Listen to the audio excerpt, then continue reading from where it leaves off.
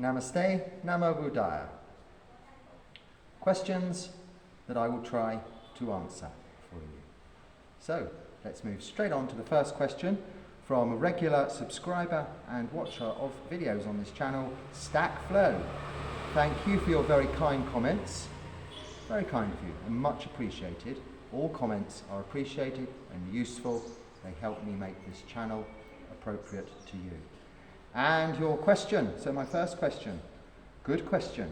May I ask what happened to the finger on your left hand? You may. And it's kind of you to care. A long time ago, I was living in the forest, before I was a monk, bushcraft style, chopping wood, and I accidentally cut it off. Simple as that. Hospitals tried 1-2 times to reassemble the said missing finger, but I had found it a little bit later, kind of held it back with cloth, and although they tried, and they were prepared to try a third time, I said, no, just leave it as it is. It doesn't make much difference. But it's useful with regards to the approach to our understanding of anatta and not self in a very materialistic way. Because we cut our hair, we cut our fingernails. Is that us? We perceive our hairstyle to be us. You very much perceive your right hand to be you, part of you. I used to believe this finger was part of the person I was before I was a monk. It's still there in my conscious association as being part of me, but of course physically it isn't. Sometimes you have to do like that, otherwise it's scratchy. So these bodies are just bodies, vehicles for us to travel around in. When they're old, rusty, broken down like a car, they go to the scrapyard, they get crushed, destroyed, and maybe you get a new one. Okay? So yes, just cut my finger off chopping wood in the forest a long time ago. And no, it didn't really hurt. It was raining, it was cold, this is why I had the accident. It only hurt later on when I warmed up and when I realised and was having some treatment in hospital, which incidentally was quite some time afterwards. I tried to deal with it myself. And anyway, long story, but that's how it happened. So thank you. Next question. This is a good question. I'm going to read the question in full because it may lose something if I try and sum it up. So let's pick this up. Question from Serene C. I would like to ask this. Enlightenment is a consciousness state that one is so detached where the physical realm no longer mean anything to me. But I can't kill myself because karma and samsara. I appreciate and love my life too. I'm just living my life at fullest, but at the same time, lifeless. What does that really mean? I need the enlightened ones to enlighten me this. Okay, well, let me try and answer. I know when I felt like this, when I felt a sense of detachment, I had already been studying, understanding Buddhism and practicing meditation for some time.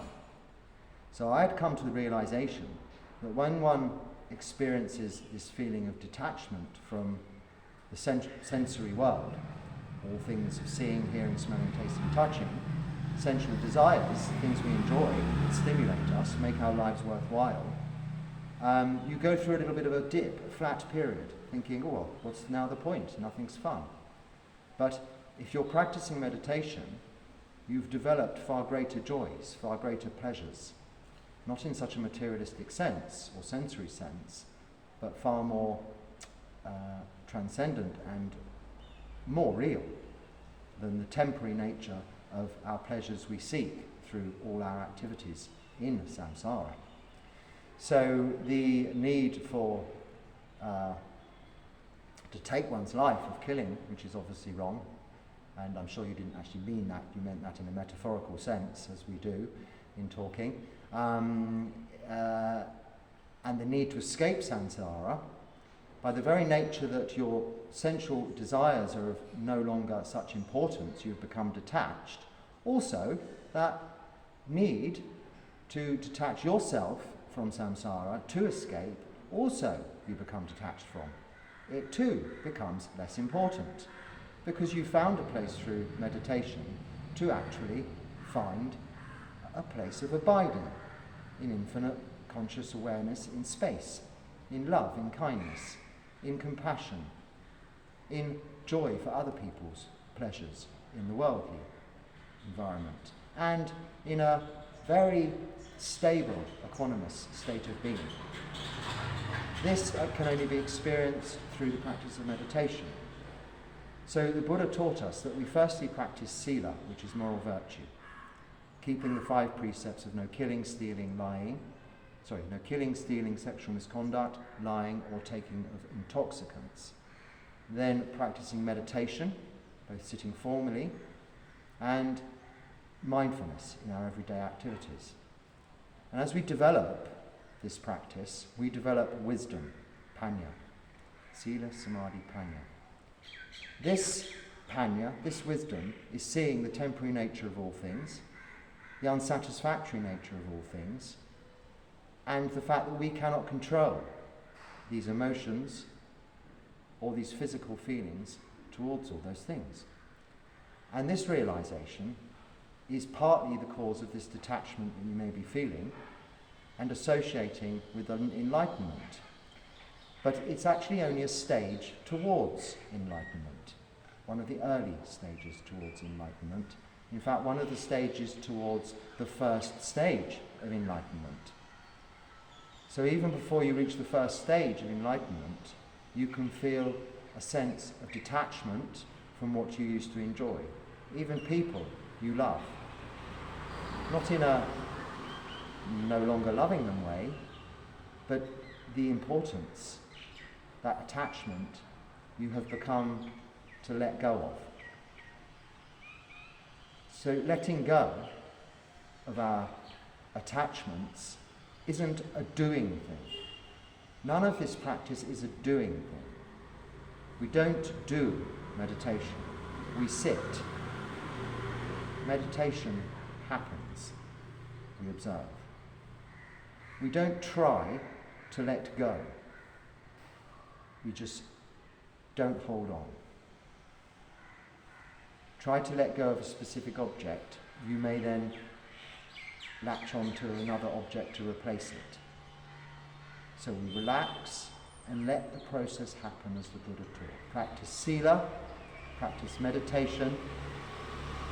You will develop the wisdom, the seeing of anicca, dukkha, anatta, impermanence, unsatisfactoriness, and everything being out of your control.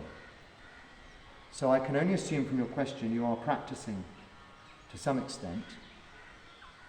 I should think quite a large extent, because you are very fast, quickly progressing towards the first stage of enlightenment, whereby you can let go of this personality view, sakkaya ditthi, this feeling we have that we are part of our conditions.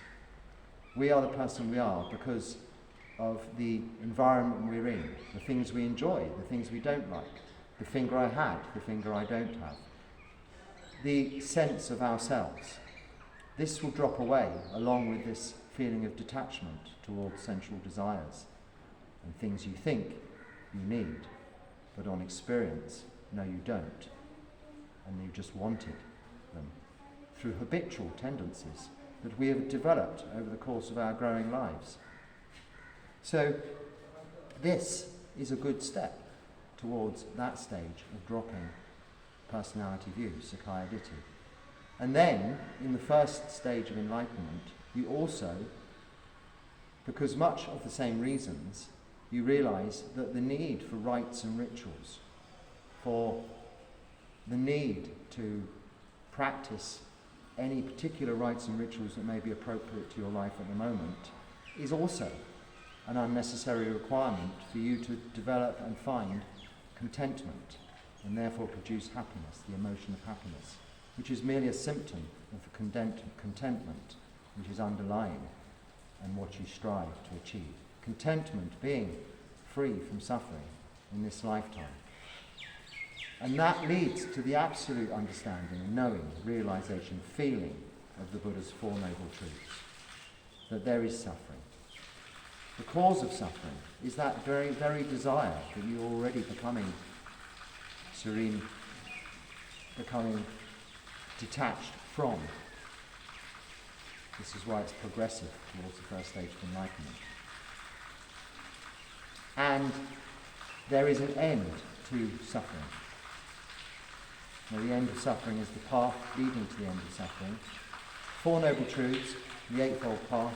If you look at my most recent video on, I think it's titled Basics of Buddhism, something like this, then it's quite recent. It's a more detailed explanation, which you probably already understand. Very interesting, very nice question. Thank you for your question. Thank you for watching. I hope that's addressed your concerns. If not, please comment again or send me an email. Anyone can send me an email if they want to ask me something out of the public view, which is, my email address is englishbuddhistmonk@gmail.com. English Buddhist Monk, same as the title of the channel, @gmail.com. Serene, thank you. I'm just reading my answer. I don't need to read my answer. And I will reply to you directly via comments if I can. And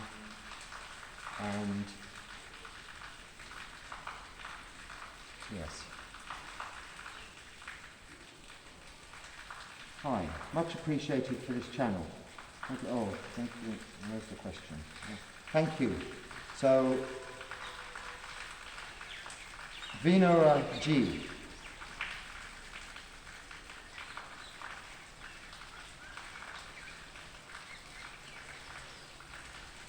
Okay, very good question that I will answer now quite quickly, but I could make a whole Dharma talk from this question.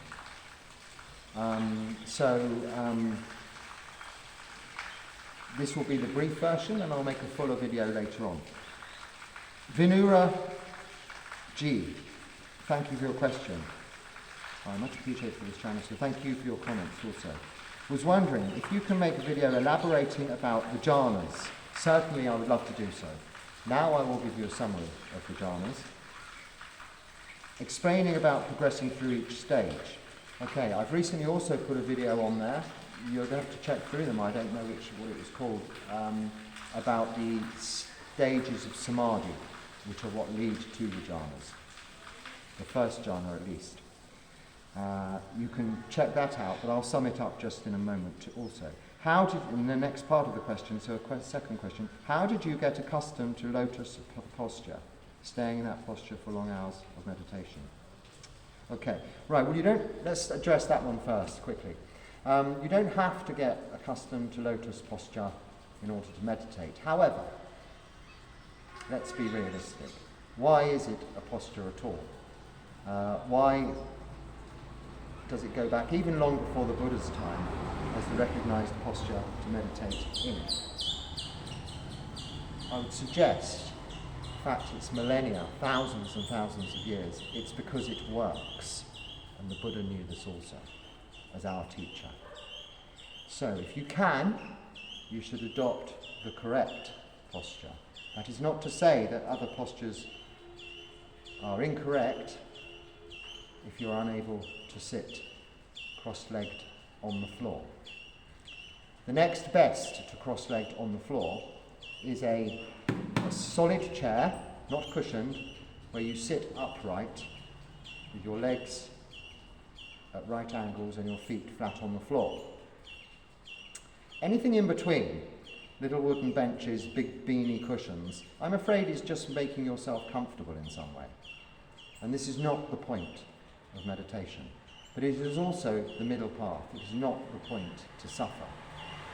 So I said in my answer to you, Varuna, that there are some techniques, but the first part of my answer is basically I just got used to it. I went to Thailand to learn and practice meditation, and you have no choice. You sit on a concrete floor, cross-legged, upright. The only way to do that for any length of time is in the half lotus, or even the Burmese style. Half lotus position is with your right calf over your left calf and your right foot on your left thigh, sole facing upwards. This is how I sit for all of my practice of meditation, however long. And I don't have to move, because in this position, if your knees are firmly touching the floor and your bottom is firmly touching the floor, it forms a triangle like a tripod. If your spine is erect, your ears, shoulders, hips in a straight line, you can sit for many hours and you will have no numbness, no pain. But at first you will. It takes practice, because the joints have cartilage that needs to stretch a little, and you need to get used to this position.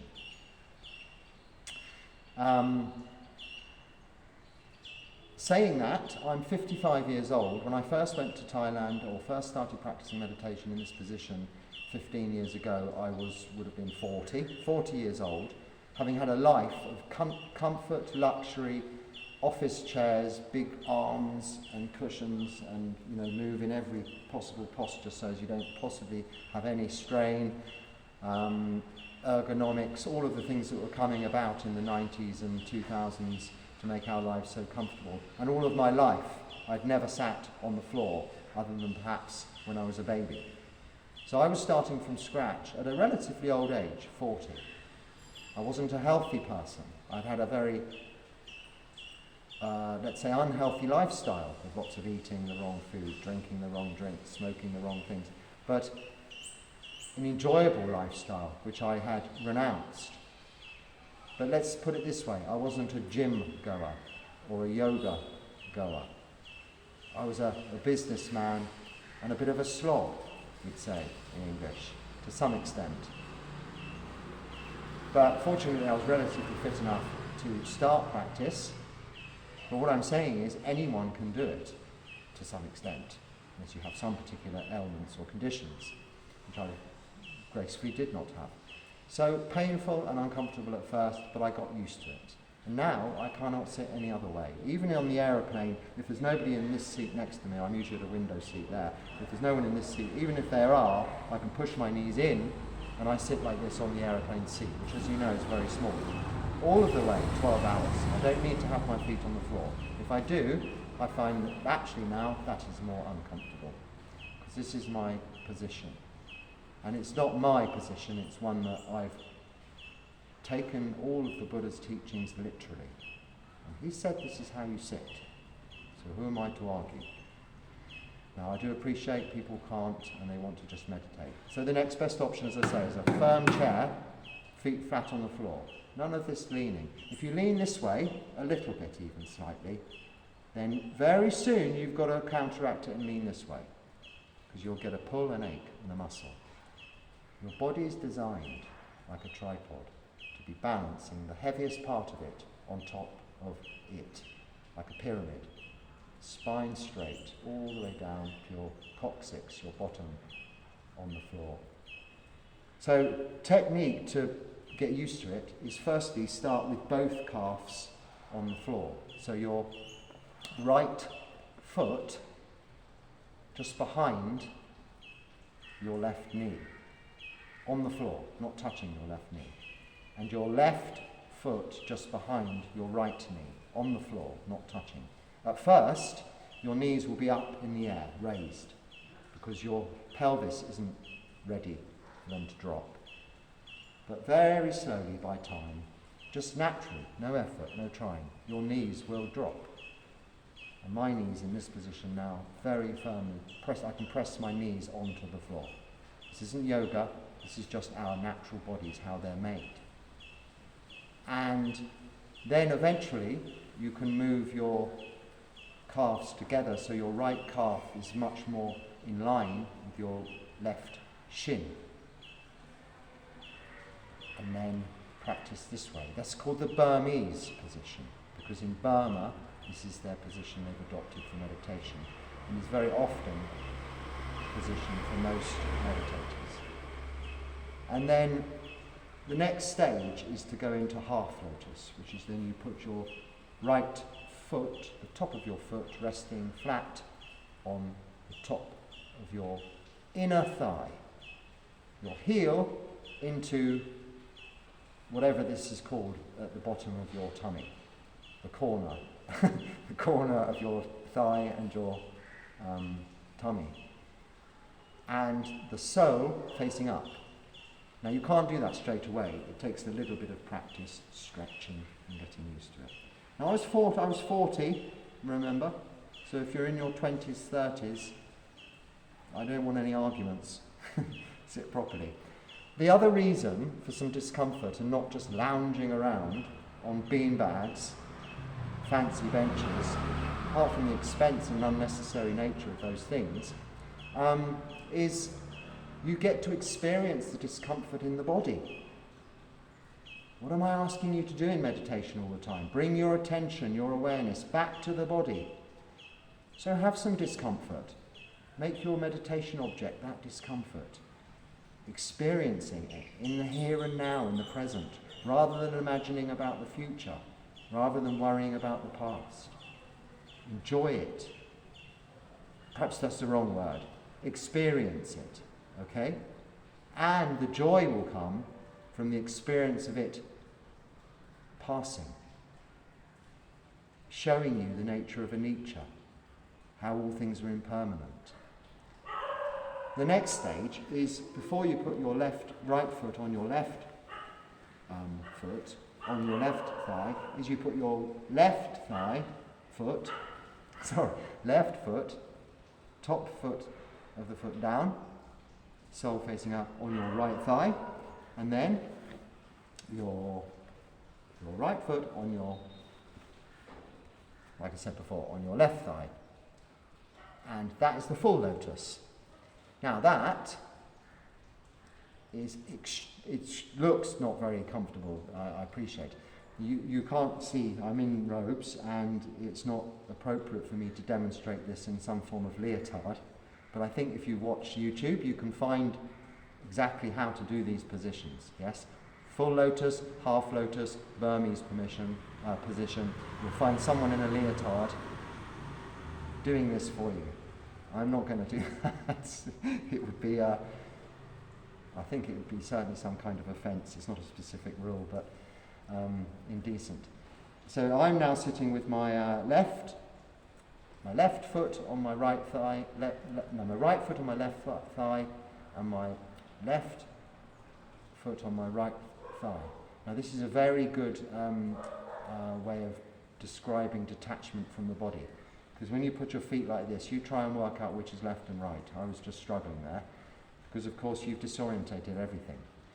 Your right foot's just become part of your left leg, and your left foot has become part of your right leg, very much.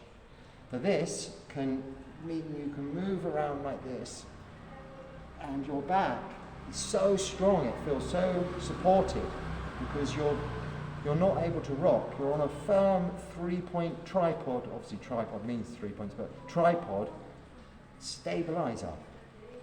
And whether the Buddha sat like that or in half lotus or whatever other position, when you look at the statues, the Buddha Rupas, I don't know why I've just moved out of that position, that's habit. I would stay like that more comfortably, I think.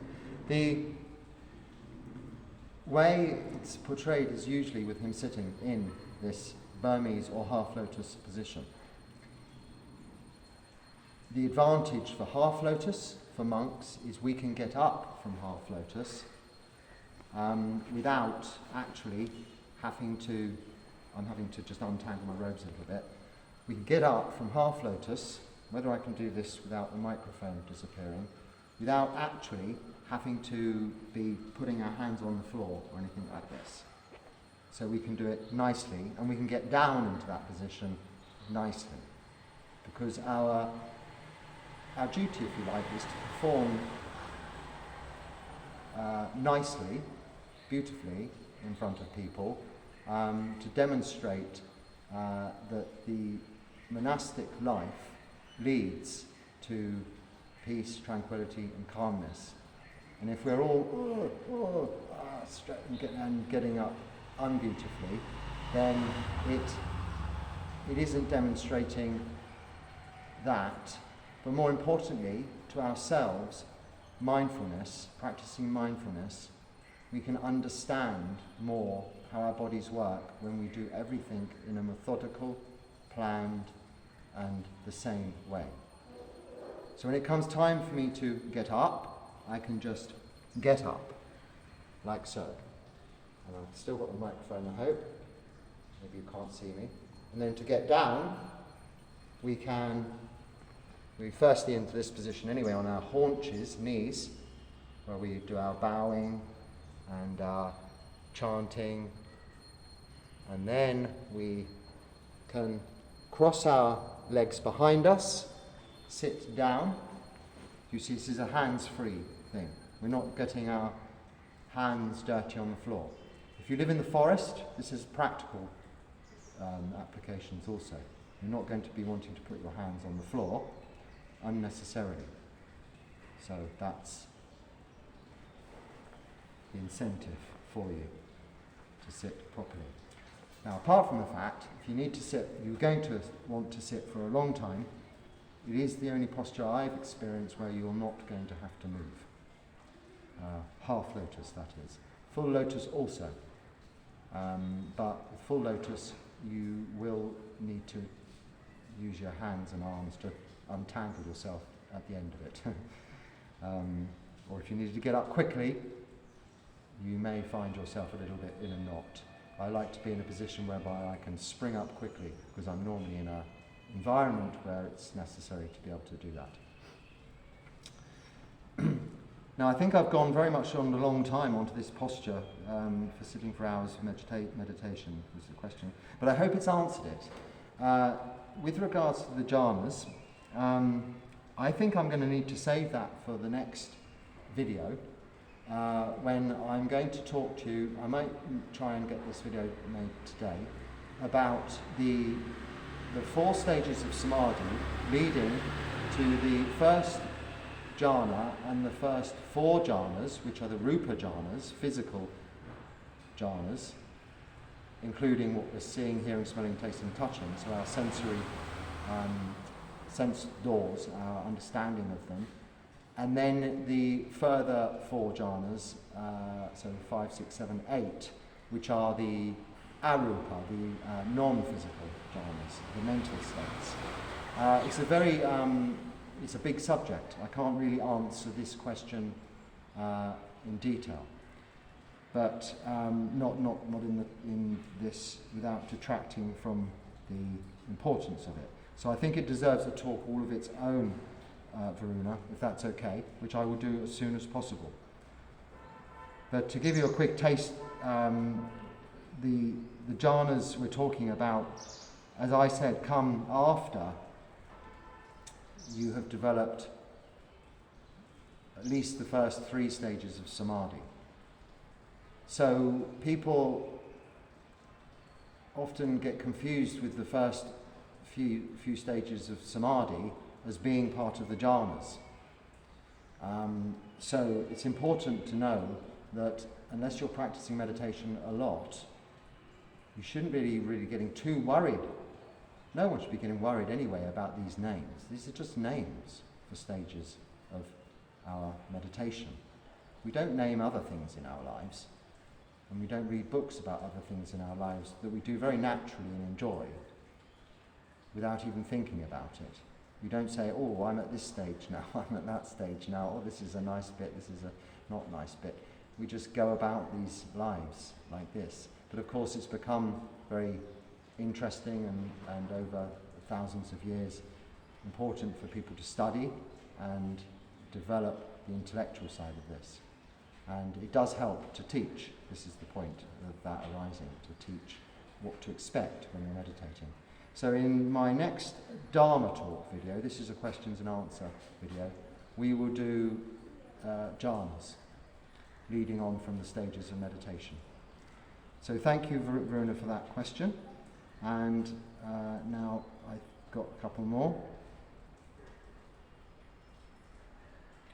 I must say I'm not so good at these questions and answers because I kind of go on a bit with the answer.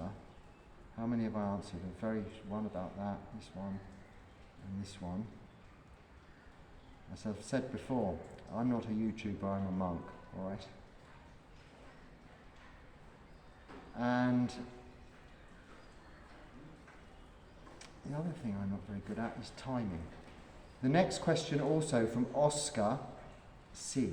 Oscar C. has a very interesting question about, to sum it up, Christianity and its relationship with Buddhism and other religions, and effect on, in terms of other religions, their relationship with enlightenment. This is another very good question and subject for a whole Dharma talk. So Oscar C., I apologise that you sent this question a week ago and I haven't addressed it direct. I've answered you directly, but I would like to make a Dharma talk video about that question too, because I'm very ecumenical. Very is the wrong word. I'm ecumenical. I appreciate and respect all religions when they are adhered to as they were meant to be adhered to. Of course, there are fanatics in the world who take their religion as a reason for conflict and dispute. But all religions, when I say all religions, I'm talking about what they call the Abrahamic religions. So the Old Testament, the Judaic religions and Christian, so the New Testament, well, that's the Old Testament too. The New Testament, the Christian religions, Islamic faiths, and Hinduism, Buddhism are the main world religions with many different divisions of them. Buddhism is unique in it is technically atheistic, there is no God, no belief aspect to it necessary to be Buddhist. The others are having a god, in the case of Hinduism, many gods, or a prophet, or many prophets, involve belief, prayer, and worship. Buddhism has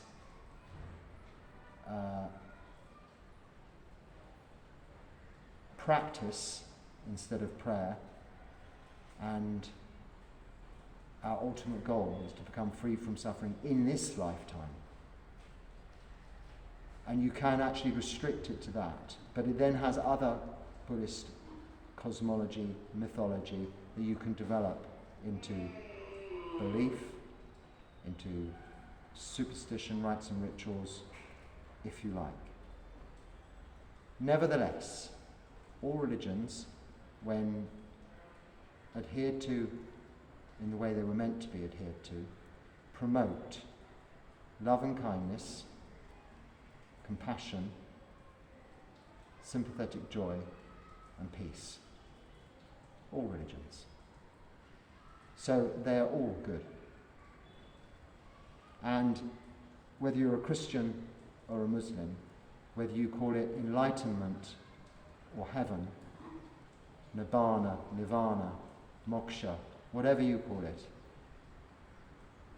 you'll get there with loving kindness, compassion, joy for others, and peace.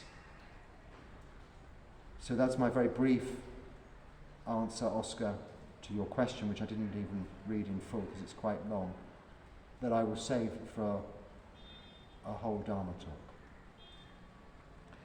So today, I've just answered the shortest questions in the longest possible way, so I'm a bit sorry for that. But as I say, I don't plan this and just let it happen. And I'll continue to let it happen for as long as you allow me to do so. And I very much appreciate the opportunity, because if there was no one watching the videos and there were no comments, then I would carry on practicing the same way. But I wouldn't be sharing it with people that I hope will appreciate me sharing it with them.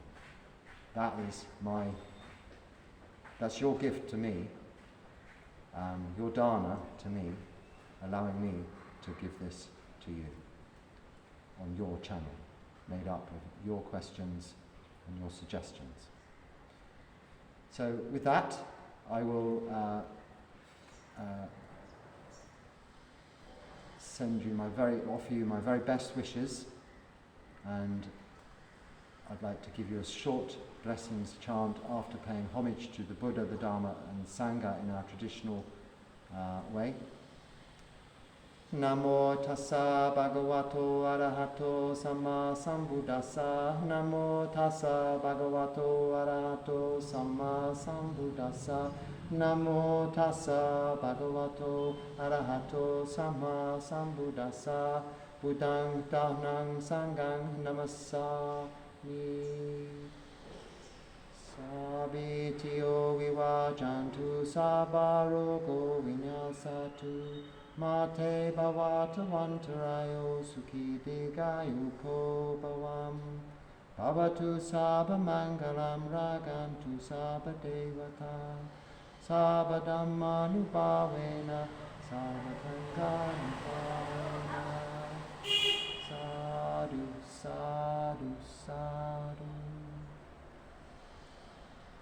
Namo Buddhaya.